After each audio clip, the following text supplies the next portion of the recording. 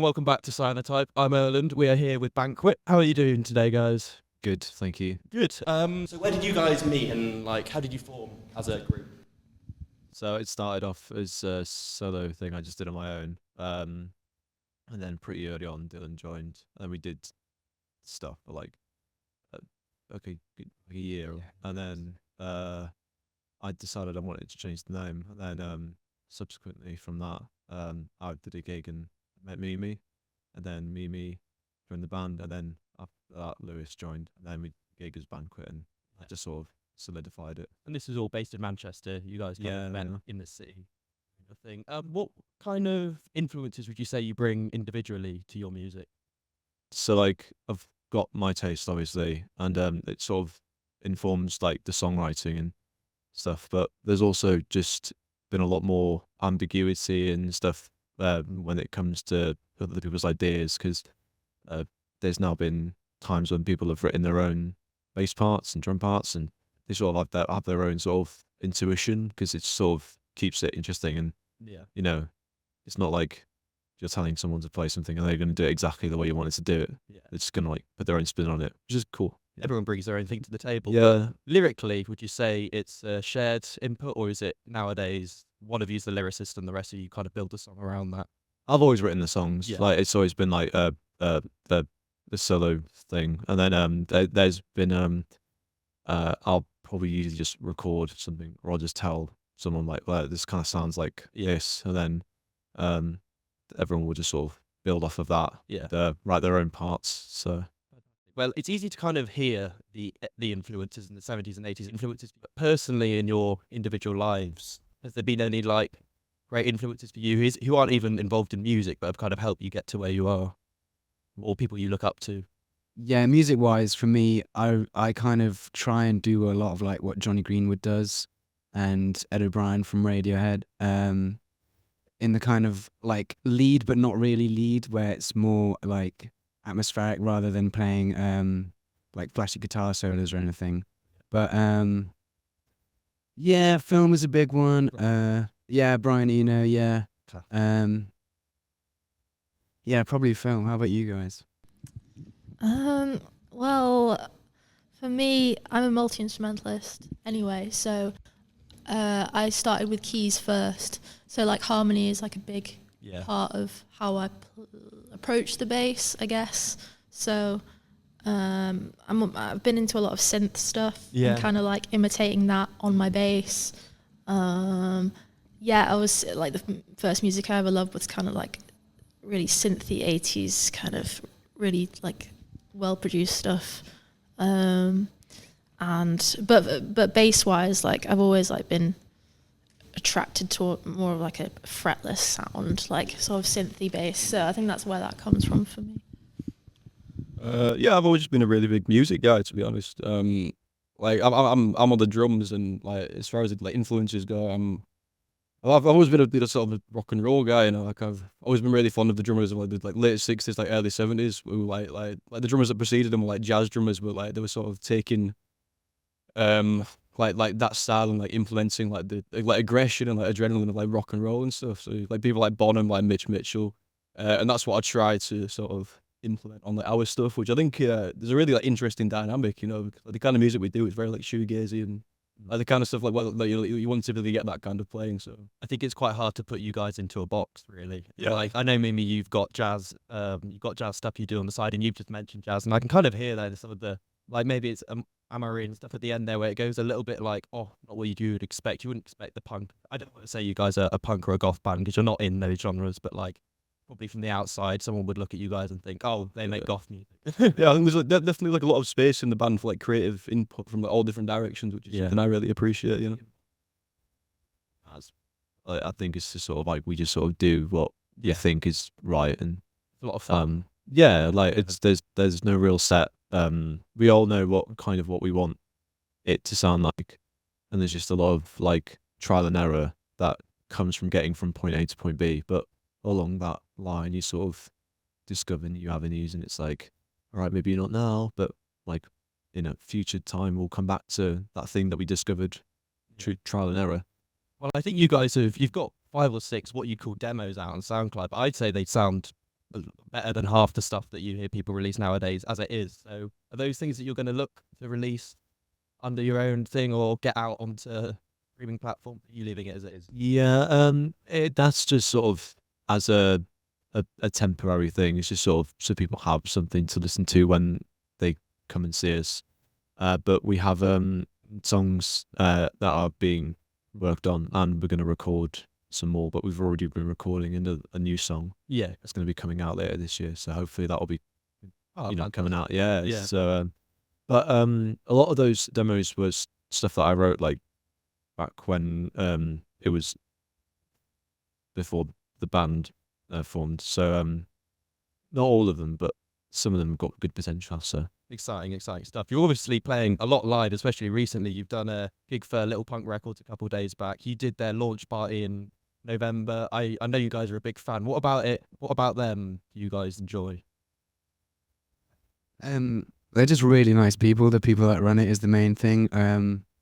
Like at Habitat especially, they're like so accommodating. They're like, we walk, like usually you kind of just find a table in the bar and sit there and just, but at Habitat where we played for them last, there was like a whole room with water, bottled water, crisps, like drinks provided. They're just really lovely people, and they run a good gig and they get good bands down. So yeah, it's just a pleasure to play for them, really. And drinks provided, would that be tea with oat milk or something else? No, Well, are you a stinky vegan like me, or are you just doing it for clout?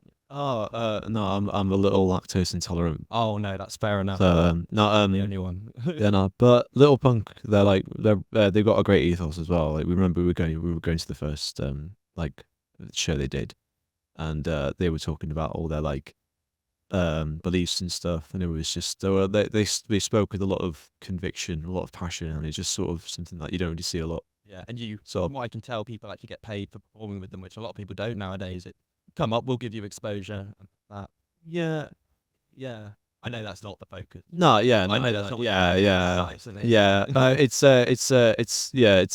obviously like to me anyway. It's like a nice little like bonus. But we did half the time. Like I remember we did one of these cryptic promotion gigs, and we didn't even know that we were going to get paid for it. I just remember like the promoter just came up to me with like a bag of like 50 quid, and I was just like, What is your process to writing lyrics? Because you mentioned it's a lot of fun, but there's a lot of deep stuff in there, I think, when you read into it. And because I've gone through all the songs and written down all the lyrics, and I've found some beautiful lines in there. I was just wondering what your process is. what was the line? What do you think she's lost in Amory means? Because I don't know what Amory means, and I can't discover what that means, but I think it's such a beautiful lyric, even though I don't know what it means. So like I think just what that means is sort of when you're sort of lost in infatuation, Yeah. it's sort of just like, you are very much sort of blind to how people treat you, and how people sort of, like how someone regards you in relation to how you regard them. So it's sort of like, you think, on one hand, you're like, oh, you're on the same level as someone. You think this is very much a mutual thing. And I didn't actually, measure that high up to you in their eyes. And it's sort of, but you don't really, those are things you don't really notice when you are very much focused in on something, which is something I'm prone to doing anyway, but Yeah. whatever. Sorry? From the French. Yeah. That's what people said to me when I mentioned it. I was like, what does Amory mean? And they were like, Amory. French Oh, thing. you like actually want to know what Amory? I mean, like, so it comes from polyamory. Oh, okay. So like, because I was sort of like going around the sort of like circle of people I was around, and they were all talking about polygamy and stuff, and I was like, okay, well, this is something that coming from like a very rural part of North Wales where nothing like that is ever spoken about is very, like it's just something that I knew about it, but it was something that for people in the mass populace of that area was like sort of stigmatized, because it's like, oh, you're weird because you're not monogamous, so anything other than that is just weird and frowned upon. It's like a taboo. So it was very it was an interesting sort of process that I went through, and sort of like I sort of learned more about it and sort of detached those stigmas from it. Yeah. And it's just something that I wanted to write about. What is the one piece of kit as a guitarist that you can't live without? or like your one pedal? Because I've got my pedals. I love. Yeah. Trying to think. I mean, the obvious answer is the guitar, but What guitar have you got? Sorry. I've got a Stratocaster, which I bought it in white because it's the color that Jimi Hendrix played at Woodstock. Yeah. But I quite like the fact that I don't play anything kind of remotely Hendrixy. And because the Stratocaster is kind of like a symbol of old classic rock, but I think of it like it's got 5 pickups, just single chord. It's kind of the most default guitar that you can get, and you can use it with pedals. It's just like an input device, Yeah. and then you let the pedals do everything. Whereas the guitar itself, is a long way from just like plugging a Strat into a cranked Marshall. There's a lot in between the two, but if I had to, if I could only have one pedal, it'd probably be a chorus.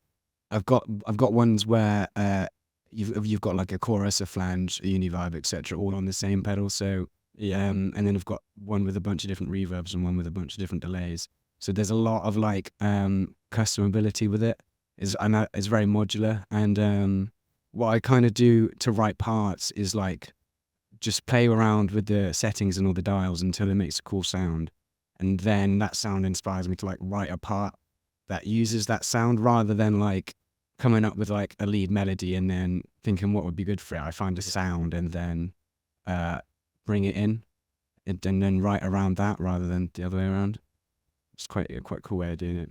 You, me, have obviously spoken before about how like Madonna and Michael Jackson were some of your influences growing up. How did you get to the point that you're not playing music like that and you're now playing music like this, which is kind of a far stretch from it? Yeah, I mean, like the sort of, when I was around probably 16-ish, I think I sort of like went through this period where I knew that I had real focuses on certain artists, and that's great, and it's like, you want to know everything, about the music, and but I got to this point where I was like, I a lot of music I don't have a lot of knowledge about, like in terms of like more sporadic artists, and so I flipped it and kind of then became obsessed with finding really niche kind of music.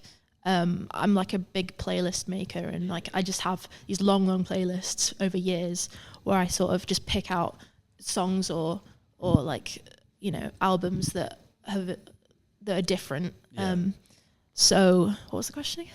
Yeah, so I went from, How did you get from MJ to yeah, here? So I think so I went through that period where I was kind of really interested in something different, or like challenging myself and challenging my ears, and just trying to see music in different ways. So from that, I went through that hyper focus kind of phase, and then into a very different kind of mentality where, and I'm still in that now, where I'm just like, I want to listen to everything, I'm interested in everything. Like obviously there's a culture to certain kinds of music, and you do find like a home in that, but it's like essentially I just want to play a bit of everything, like at times, like I but think that's fair enough. yeah. I was just wondering, Lewis, what's your kind of, you bring some wonderful drum sounds, you got some really varied sounds, but what's your kind of favourite one to perform live? Oh man, I've got 2 for different reasons. I'm really fond of Darkmode just because I'm quite proud of the like the parts that I've written for it. There's like some really cool little fills in there that I'm quite chuffed about. Really fun one to play. But also we've got the new one, Hiding Places, which is a song that Dylan wrote, which is a bit more orchestral. Yeah. And it's one where I can really sort of like get into it and have a good time playing it, because it's all just isolated on like this like one particular part on the kit. It's this floor tom on the ride, so I'm essentially just like tapping them, over and over. It's quite easy to play. So on that basis, I can just sort of get lost in it, which is very nice. It's very. We'll be able to hear some of them tonight, do you think? You're obviously playing at Grand Central. Yeah. I think Darkmode's on the set list, innit? I don't know about Hiding Places. Oh, yeah, we always play Darkmode, can't be leaving off Darkmode. You've obviously gone from last time you played Cryptic Mondays there, you were the first band on, now you're kind of the headliner of the night. How does it feel did it feel like you're making waves? Oh yeah, we were supposed to be first, but there was a miscommunication with one of the bands, and they were saying that they wanted to go first. But I don't think they actually did want to. but maybe they did, but I'm not sure.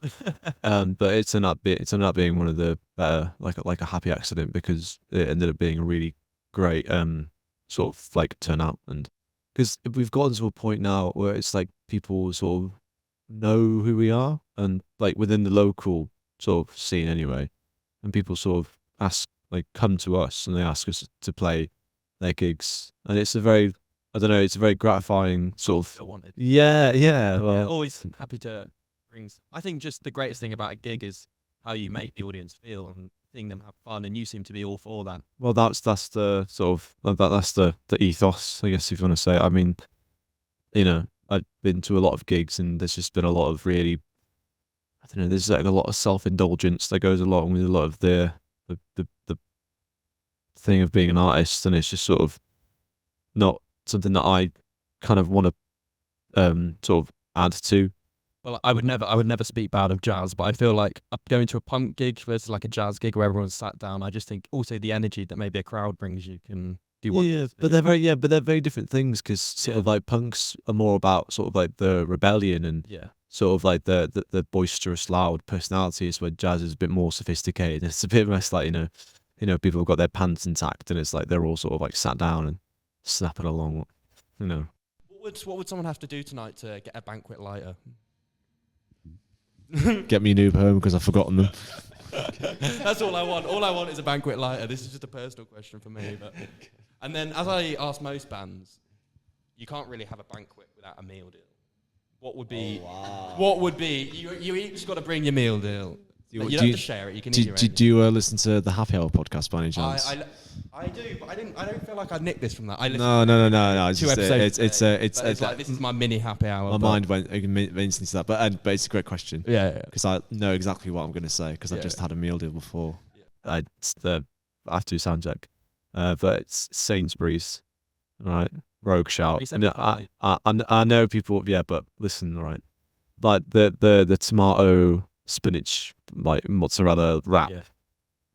I thought you meant the pasta, but No, well, the pasta's good, but at a certain point it starts to taste a bit like battery acid. yeah. Not that I know what it tastes like, but I imagine it tastes like, it's like, a bit metally, you know what I mean? And like, I always go for like an instant smoothie, especially if I'm like, but like the next day. So, Bolt from the Blue, that's a good one. Bolton, yes. Yeah, it's Yeah. like blue Kelso Breeze. Crisps you need, or Crisps. I don't know. I often like on this occasion I got Maltesers, because like I'm like a bit, but if I had to go like one, I think like flame grilled McCoys. They are the best ones, I think. So that's gonna be mine. selection. What about you, Dylan? I have to concur about the Sainsbury's and the pesto chicken mozzarella wraps, because they're pretty great. So I usually get one of those and a white Monster and a croissant. Yeah, it's pretty good. I'm glad to have some honesty. With the Monster, 'cause some people I ask, and I know they drink loads of Monster, but they say, "Oh, that's food." No, you're having a Mango Loco. Be real, but No, Mango Loco is too sane for me. I've got to go. I've got to go for the white Monster. But yeah, with Sainsbury's, you got to go in the morning, because then the croissants are warm.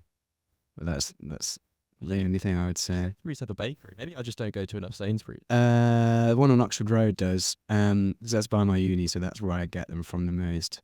And if you can time it right, yeah, you got a good day. What about you, Mimi? I mean, I'm a bit of a caffeine addict, so well. it'll be within that realm. Yeah, just 3 monsters. Yeah, no, I'd probably go to Spa, and I'd get a monster of some kind. Road choice. Maybe the peach one. Yeah, you can pass on the food if you just want. Flat white, oat flat white. What else? Yeah, what's another caffeinated drink? Red Bull, tea, coffee. I don't know really. Yeah, That's all we're getting. Caffeine. and a tea with the. Surely not. Liquidated caffeine. So the third item, tea with oat milk. Yeah. I'm pretty easy going. Just Tesco Express, chicken salad sarnie. Only Some- an express. You wouldn't go to an extra. No, I mean, I'm being a prick. I'm not pretentious like that. You know, it's Espresso Espresso only. You know, I appreciate the little man. Yeah, it's just chicken salad sarnie. Get some like flaming hot Doritos, White Monster. You know, I couldn't care a Dylan about the White Monster. Probably, you know, One thing you could all agree on, I love a White Monster. yeah, I love a White Monster. No. You mentioned you've got big news coming on your story a couple of days ago. Would you be able to chat about that? Or So we've got a headline gig coming up. So we've got two actually. We've got one that's in April, and then we've got a big one in May with Northern Parasol. That one's the biggest one we're going to shout about because it's just it's been like a few months in the making. So hopefully by the time this comes out, they will have announced it, or else I'm going to get in trouble.